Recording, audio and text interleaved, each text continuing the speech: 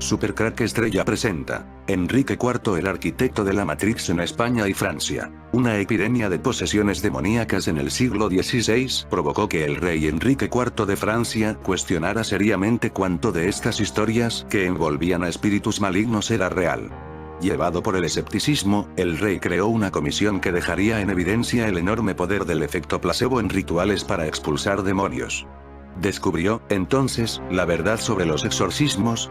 Conoce el curioso experimento de Enrique IV para salir de la Matrix. El arquitecto es un personaje del ficticio mundo de Matrix. Él es uno de los programas más antiguos de la computadora Matrix, encargado de diseñarla y ponerla en ejecución. Es responsable de las 6 versiones de ella y de su funcionamiento. Para lograrlo tiene a su disposición muchos programas de control, como al agente Smith, y a otros que se han autoexiliado de ella. Su propósito principal es equilibrar Matrix. Es interpretado por Helmut Bakaitis. Es representado como un hombre de edad madura, impecablemente vestido de blanco, que controla a la Matrix desde una sala de control llena de monitores. Sin duda su personaje está basado en Vinton Cerf, considerado uno de los padres de Internet. El arquitecto no es mencionado hasta la segunda entrega de Matrix Reloaded, donde se explica que Neo debe confrontarlo para salvar a Sion de la destrucción por parte de las máquinas. El arquitecto es el creador de Matrix, en otras palabras es el programador del sistema, quien la creó y diseñó. Él controla todo lo que es el entorno simulado que permite a las máquinas mantener con vida a los humanos y usarlos como fuentes de alimentación. Tal y como le explica a Neo en The Matrix Reloaded, su primera versión de Matrix fue un fracaso, dado que era una utopía, un mundo lleno de felicidad sin problemas ni eventualidades, totalmente opuesto a la naturaleza humana, provocando que miles de los humanos cultivados no se adaptasen a ella y murieran. Esta misma explicación de lo que fue la primera Matrix se le puede ver en The Matrix cuando el agente Smith está interrogando a Morfeo y en la película animada Animatrix en el corto El Segundo Renacimiento. Entonces rediseña Matrix usando como base la historia humana a finales del siglo XX con todos sus pros y contras. Aún así seguía sin ser completamente aceptada por los humanos ya que el punto de vista del arquitecto era demasiado perfecta, por lo que delegó la función de hacer Matrix más acorde con la humanidad a un programa en principio diseñado para analizar la psique humana, el Oráculo. Con este diseño, el 99% de los individuos aceptaba Matrix siempre y cuando, aunque de forma inconsciente, pudieran elegir quedarse o no en el sistema. El único problema que planteaba esta solución es que ese tanto por ciento que elegía no permanecer en Matrix, los habitantes de Sion, aunque fueran una minoría, podrían ocasionar un problema mayor de no ser regulados. Otro factor, inevitable aunque predecible, es la anomalía que da origen al elegido, un individuo con poder para modificar Matrix que tiene como misión llegar a la fuente, donde elegiría a las 23 personas del sistema, 16 mujeres y 7 hombres, que reconstruirían y repoblarían Sion. De esta forma se iniciaría un nuevo ciclo y se mantendría a la población humana del mundo real bajo control. Son estos 23 supervivientes los que van recogiendo del sistema de residuos a los individuos expulsados de Matrix, que han tomado conciencia de su existencia por su cuenta, o que ellos mismos ayudan a elegir no aceptar al sistema. Tarde o temprano los supervivientes que se conecten a Matrix entrarán en contacto con el alter ego del arquitecto, el oráculo, que directa o indirectamente les guiará para tener conciencia de la existencia de aquel al que llaman el elegido, y al igual que en las anteriores ocasiones, se producirá un movimiento de resistencia que desencadenaría en que el elegido busque la forma de salvar Sion a través del previsto encuentro con el arquitecto, que le dará a elegir salvar Sion eligiendo a las 23 personas o no, aunque por las características previstas de la anomalía ya sabe que elegirá, y de comienzo un nuevo ciclo. El arquitecto comunica a Neo que, aunque esta ya es la 6ª ocasión en la que la anomalía cumple su función de encontrarse con el arquitecto, hay algo diferente, él no es igual a los otros elegidos, los demás expresaban sus sentimientos de manera global, abarcando a toda la humanidad, Neo en cambio los centra en Trinity, el arquitecto, pese a saber o deducir que ello puede suponer la destrucción de su medio de supervivencia, le informa a Neo de que Trinity va a morir, y que en la balanza están por un lado la muerte de la mujer que ama pero la salvación de los 23 individuos que reconstruirían Sion tras su eliminación y por el otro, la muerte igualmente de Trinity y toda la raza humana junto a los humanos conectados al sistema con lo que la raza humana se extinguiría. Aún así Neo elige salvar a Trinity y por tanto no continuar el ciclo con lo que desencadena una serie de eventos ajenos al planteamiento inicial del arquitecto. En este video vamos a explicar por qué el personaje del arquitecto es realmente Enrique IV. Provocadora, estimulante e irrepetible, la secuencia del arquitecto es la clave para entender la singularidad de una trilogía como Matrix. Así que nos hemos propuesto analizarla paso a paso, frase a frase. Esta es la bomba de relojería que los Wachowski implantaron en nuestro cerebro allá por 2003. Puede parecer que es la primera vez que lo vemos, pero no es así. En la primera entrega de Matrix, cuando Neo, aún John Anderson, está en la sala de interrogatorios, los Wachowski presentaron la escena con el enigmático plano de unos monitores. Hasta la secuela no descubrimos que se trataba del punto de vista del arquitecto, que no pierde ni un segundo en presentarse como el creador de Matrix. Y, por tanto, como Dios, o una cierta idea binaria de Dios, al menos. Su parecido con Enrique IV no puede ser casualidad. Los directores escogieron al actor Helmut Bakaitis con esa idea en mente. Lo del parecido con Enrique IV ya empieza a tener sentido, ¿verdad? El arquitecto está reconociendo, a su arrogante manera, que la perfección no siempre funciona. Un sistema armonioso necesita algo de caos, o, al menos, de sorpresa, para desarrollarse correctamente. El programa femenino al que se refiere es, por supuesto, el oráculo, que pasa así de ser una figura maternal al servicio de la revolución, a medio camino entre Motter Johnsian y L.E. Cooper, a mostrar sus verdaderas cartas como agente del capital y asalariada del sistema. En cierto sentido, es una idea orwelliana por parte de los Wachowski. En 1984, el autor deja más o menos claro que el revolucionario Emmanuel Goldstein es, en realidad, una creación del sistema, una ficción propagandística de una dictadura necesitada de alguien que represente el papel de enemigo del Estado. El oráculo y el propio Neo, sin saberlo, jugarían un rol similar en la distopía de Matrix. Hay un cuadro donde aparece Enrique IV como mujer que es una pista de todo esto. Enrique IV recibiendo el retrato de María de Médicis. Autor: Peter Paul Rubens. Fecha: 1622-25. Museo: Museo Nacional del Louvre. La serie encargada a Rubens por la reina madre de Francia, María de Médicis, para decorar el salón principal del Palacio del Luxemburgo en París. Con esa serie se pretendía exaltar y glorificar la vida y la regencia de la soberana.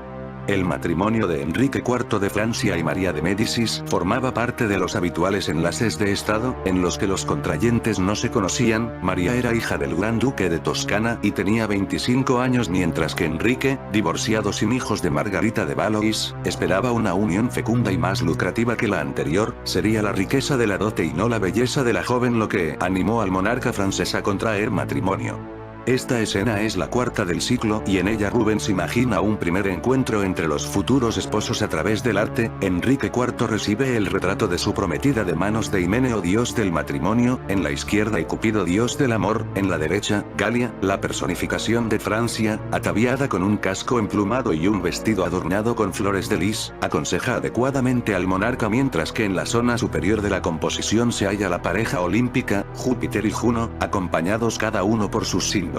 El águila con los rayos del dios y el carro y los pavos reales de la diosa. La presencia de los dioses es una referencia a los alter ego divinos de Enrique y María, simbolizando la armonía conyugal. Las figuras se ubican ante un fondo de paisaje en el que observamos una columna de humo como referencia a la reciente guerra de Saboya, hecho por el que el monarca aparece con armadura y portando el cetro y la banda de general. Con su casco y escudo juegan dos amorcillos a sus pies. El objetivo del matrimonio será convertir a un monarca belicoso en un rey amante de la paz, lo que provocará la prosperidad y el desarrollo de las artes en el reino, en la línea que se aprecia en las escenas de la regencia. La política defendida por la propia María estaría vinculada con esta filosofía que defendía la paz y potenciaba la diplomacia por vía matrimonial. No en balde, este ciclo estuvo finalizado con motivo del enlace de la princesa Enriqueta María con el futuro Carlos I de Inglaterra. La educación de María de Médicis y el triunfo de María de Médicis en Juliers también forman parte de la serie. Expedientes X con 600 años de antigüedad. Sevilla, año 1464, cerca del entorno de la catedral hispalense, con cientos de testigos presenciales ocurre lo imposible, la historia de lo insólito, de lo extraño, de lo mágico. Lo recogen las crónicas de la ciudad hispalense. Testigo de un prodigio milagroso fueron esos cientos de fieles que salían, en mediodía, del templo. La crónica del insólito suceso religioso fue documentada históricamente por los cronistas de cámara del rey Enrique IV, el sacerdote Diego Enríquez del Castillo y el licenciado Alonso de Palencia. Dice así: En la ciudad de Sevilla sucedió un fenómeno maravilloso nunca visto, sin que hubiera viento ni huracán, algunos árboles de la huerta del Alcázar fueron arrebatados hacia arriba y sacados de raíz, arrojados por encima de la muralla, afuera. Una torre del Alcázar se vio cortada como un cuchillo, una estatua del rey Don Pedro, de piedra, con diadema de metal, que estaba en los jardines sobre un pedestal, desapareció y nunca volvió a ser encontrada, numerosos arcos del acueducto que dicen los caños de Carmona, cayeron por tierra sin que su hundimiento súbito produjera ningún ruido, esto ocurrió a mediodía, a la hora en que salían la gente de la misa en la catedral, y personas religiosas y autorizadas por la edad, y niños inocentes afirman haber visto por los aires hombre armado. Todo un testimonio fechado en 1464, algún autor de realismo fantástico diría sobre todo esto que, los dioses del ayer son los astronautas del mañana, y quizás no les falte razón, aunque otros catedráticos y expertos en teología quisieron ver en esta aparición de seres voladores y armados en los cielos de Sevilla una visión de los ángeles protectores que velaban por la integridad de la fe de la ciudad. Aquella crónica llegó rápidamente al rey Enrique IV que se encontraba de cacería en Jaén, quedando perplejo con el hecho milagroso sucedido a orillas del Guadalquivir. ¿Qué eran o qué representaban aquellos misteriosos guerreros voladores? Han pasado casi 6 siglos y sigue siendo uno de los expedientes X de la antigüedad. Apenas 13 años antes un suceso similar turbó la tranquilidad de las tierras catalanas, sucedió en Barcelona, allí el Consejo Municipal había encomendado la labor de recoger en las crónicas de la ciudad todos los acontecimientos relevantes que ella ocurriera. Debían ser recogidos por un escribano en un dietario y el período abarcó desde el siglo XIV hasta el XVIII, en ese dietario encontramos una fuente de noticias valiosísima, de información sorprendente y no menos enigmática, en estas crónicas se huía de falacias y falsedades e iba acompañada del rigor que imponía el Consejo barcelonés. Lo curioso es que en esas crónicas encontramos anotaciones de misteriosos fenómenos que nos inducen a pensar en esos objetos que vemos en el cielo y que no sabemos lo que son. Encontramos una anotación especialmente sugerente a fecha del 18 de junio de 1451 que dice así: dicho día se divulgó en la presente ciudad que a principio del presente mes, en la parte de Levante, se vio en la madrugada por muchos y por mí mismo, entre la 1 y las 2, un cometa que emitía alguna claridad, a manera de claridad de farol débil, que se ensanchaba delante de él unas 3 o 4 canas, a juicio humano. Después, el día 15 o 16 del presente mes, se vio dicho cometa u otro, o uno semejante, entre 8 y 9 horas al caer la noche al noroeste, otro nuevo fenómeno ocupa sus páginas, el 8 de noviembre de 1587, se hace referencia a otro cometa, añadiendo: placía a sa divina majestad, obedeciendo su registro a algún fin preventivo o alguna suerte de superstición. El 17 de noviembre de 1610 queda registrado en dicho libro: en el cielo, por la noche, grandes señales de fuego que muchos pronostican son malas señales. Dios nuestro Señor nos dé su gracia, que es el mayor bien que podemos desear. Amén. Regresamos a tierras andaluzas, allí otro suceso, entendido en la época como milagroso, sucedió en nuestros cielos hacia la primera mitad del siglo XVIII, un fenómeno celeste tenido por sobrenatural, designio de los cielos, de los propios ángeles, parece que sobre Sevilla aparecieron unas esferas luminosas de colores destellantes que destacaban como un fulgor, muchos de los testigos, en pleno centro de la capital, creyeron ver en el interior de estas esferas las caras de las santas patronas y otros santos del santoral católico de la época, tan devota como temerosa, así el catedrático de matemáticas de la Universidad de Salamanca, astrólogo, sacerdote y literato Diego Torres de Villarroel, trató de explicar aquel curioso fenómeno, aquellos objetos religiosos no identificados que sorprendieron a los sevillanos de la época. Se tiene constancia que el expresidente de la Real Academia de Medicina de Sevilla, el doctor Gabriel Sánchez de la Cuesta, poseía a título personal un ejemplar de la explicación o interpretación astrológica que Diego Torres de Villarroel quiso darle. No obstante, el fenómeno jamás fue explicado colectiva, visión quimérica devota, milagro. Difícil respuesta a una difícil pregunta. El escritor e investigador Jesús Callejo nos comenta sobre este fenómeno luminoso o milagroso y Diego Torres de Villarroel. Existe una obra muy poco conocida de Diego de Torres Villarroel, que publicó en 1730, su título es algo largo pero podría ser traducido así: juicio, y pronóstico del globo y 3 columnas de fuego que se dejaron ver en nuestro horizonte español. En este opúsculo, más que obra literaria, se describen 3 objetos volantes que desconcertaron a nuestro insigne escritor salmantino, pero ninguno corresponde a Sevilla, y es que esos mismos objetos extraños en el cielo para los estudiosos de hoy podrían ser catalogados como objetos voladores no identificados, pero para los pobladores de aquella Sevilla del siglo XVIII era una cuestión de fe y de milagros. Por tanto, ¿por qué no calificarlo de objeto religioso no identificado? Pero todos estos acontecimientos no eran patrimonio exclusivos de ciudades como Barcelona o Sevilla. En 1665 existía un pliego noticiero que reflejaba relación nueva de una carta venida de Constantinopla, en la cual se refieren los grandes prodigios y espantosas señales aparecidas en dicha ciudad y por todo aquel país circunvecino, con algunas horribles visiones que le aparecieron al gran turco, es a saber, saetas, vientos, tempestades, truenos y aparición de cometas y grande rebelión, y la interpretación y declaración de aquello hecha por los más dotos astrólogos de su imperio.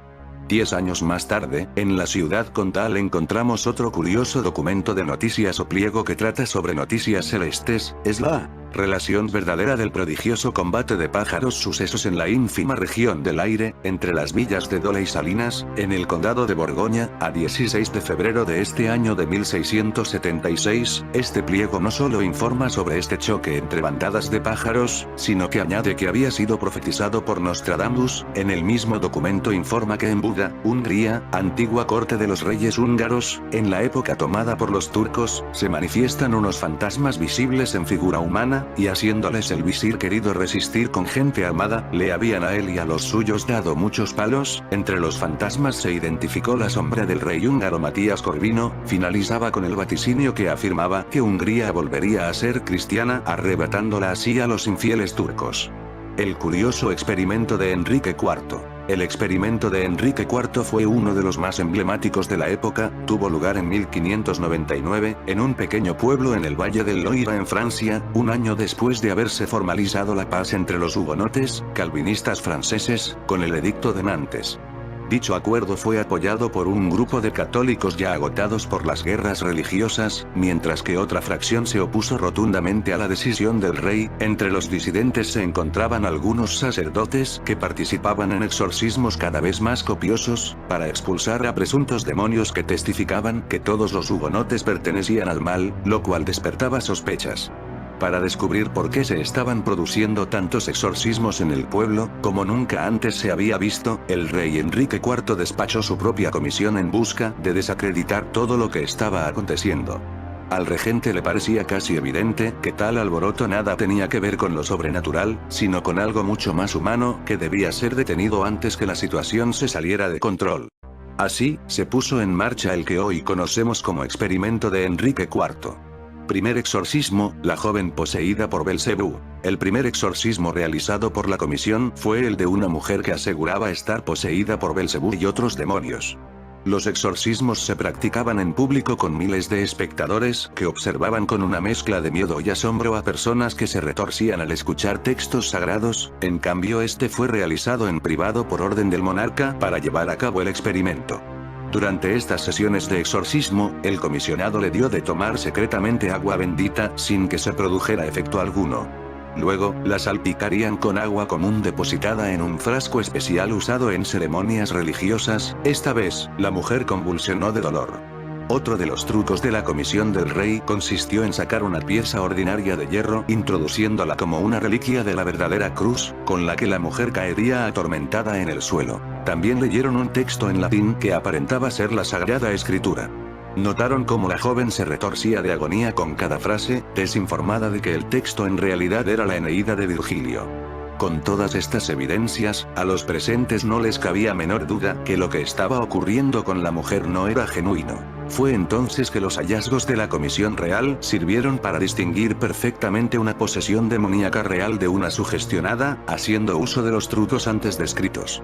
No obstante, si contrastamos el experimento de Enrique IV de Francia con estudios más recientes, la mujer podría no haber estado fingiendo sus reacciones, ya que psicólogos han puesto a prueba a grupos de escépticos, los cuales, con una serie de pruebas, acabaron convencidos de que ellos mismos fueron poseídos por entes del infierno, todo esto por el poder de la mente. ¿Será esta la verdad sobre los exorcismos, que la mente y el efecto placebo ejercen una enorme influencia en ellos? ¿O realmente una entidad demoníaca puede tomar dominio del cuerpo humano y ser expulsado por el hombre con los rituales que conocemos? Cuéntanos qué opinas. Nos encantaría conocer tu respuesta. Interesante el parecido también entre Edmond Rothschild y el arquitecto de Matrix. Todo un mesianismo presente en las tres películas. Este mesianismo se condice con nombre de la nave que libera a Neo, Nabucodonosor, que en el libro de Daniel, capítulo 2, versículos 26 al 45, refiere que Nabucodonosor LL, Babilonia, soñó con una estatua, hecha de diferentes metales que representaba el destino de su reino. Pero hay un Dios en los cielos, el cual revela los misterios, y él ha hecho saber al rey Nabucodonosor lo que ha de acontecer en los postreros días.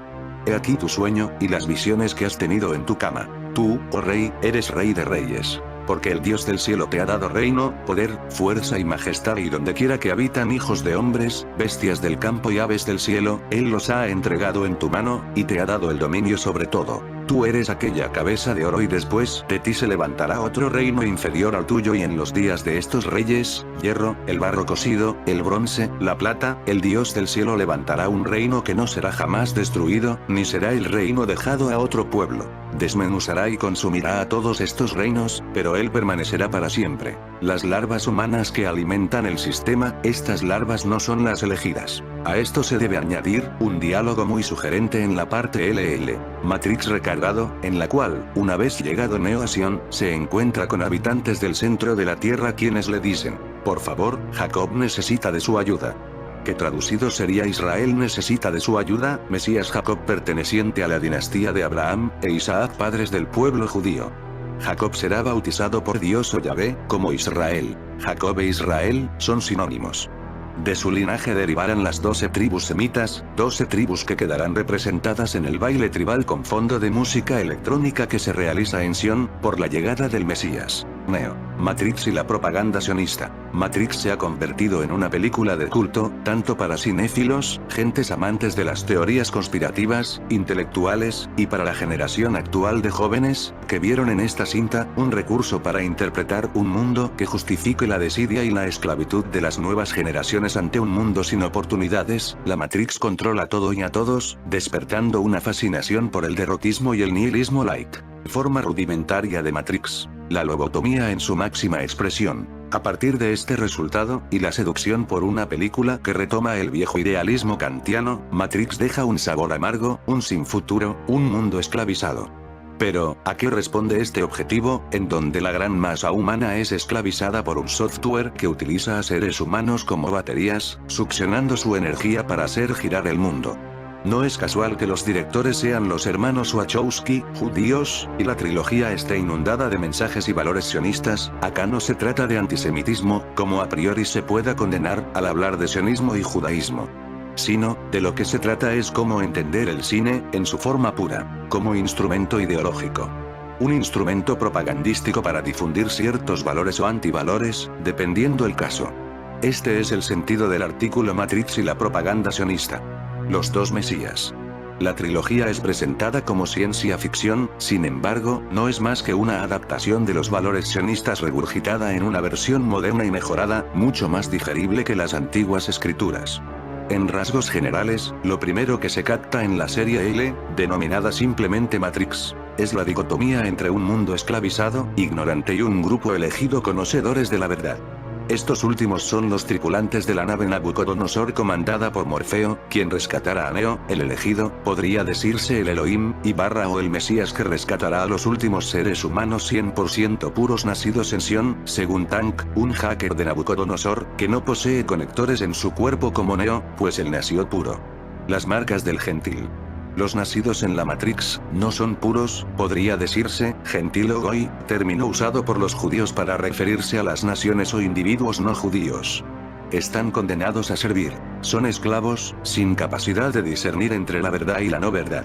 Los habitantes de Sion, en la Biblia se menciona como el centro espiritual y la madre de todos los pueblos, Monte Sion en Jerusalén. Israel, son los elegidos para gobernar el nuevo mundo, y libres de la tiranía de Matrix, ya que existe la profecía de que el elegido los redimirá, y podrán subir a la superficie y controlar el sistema. En fin amigos de Supercrack Estrella, si el video te gustó pulgar arriba.